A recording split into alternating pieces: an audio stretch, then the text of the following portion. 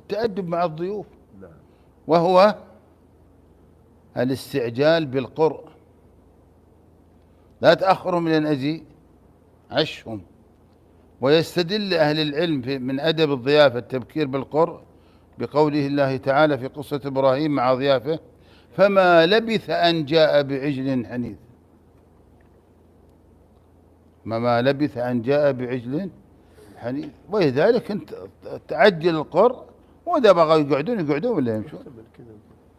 الله المستعان. والله يا إخوان، يعني اسمحوا لي، قد احنا نتساهل في موضوع الضيافات، وهذا من أخطائنا. يعني انظروا من العيوب اللي الآن انتشرت عندنا مع تناول العشاء بعد صلاة العشاء، وتعال عاد خدمته يبدأ، وقد يكون بعضهم بعد صلاة العشاء صلى العشاء وراح، وينتظر عاد ساعة ساعتين تو الضيوف جايين. طيب ما الحل في هذا يا اخوان؟ تحديد وقت العشاء. هناك حلان. الحل الأول تبدأ تقول مع تناول العشاء الساعة كذا. طيب كيف تنظم؟ تنظمها عندك عديمة، تجي للتقويم أي يوم متى صلاة أذان العشاء، طيب متى تتم الصلاة، اجعل بين الصلاة والعشاء تقريبا نص ساعة للمشاوير. في ذا الحالة مثلا قلت العشاء 8:30، خلاص تجي 8:30 حط العشاء.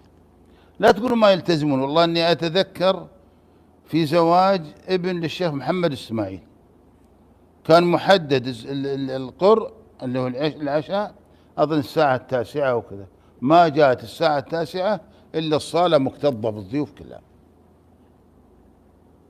فهذا احد الحلين. الحل الاخر من جاء تعشى، مثل ما كان يفعل الرسول في زواجاته. من جاء تعشى مثل ما تقول مثل البوفيه، إذا كنت تجعله بوفيه موجود، كل من جاء سلم وبارك دخل وخذ له في الصحن وتعشى وتوكل على الله وراح. أو يجمع كل ما جاء 5 يدخلون يتعشون ويمشون. أما تربط الضيفان 2 و3 ساعات وتكرم المتأخر وتهين المبكر. من أكرم الضيوف؟ اللي يرتاح منهم المضيف، اللي جاء أول. ليش؟ لأن اطمأن أن الموعد صحيح، ولا لا؟ ولا إذا ما بعد يجون الضيوف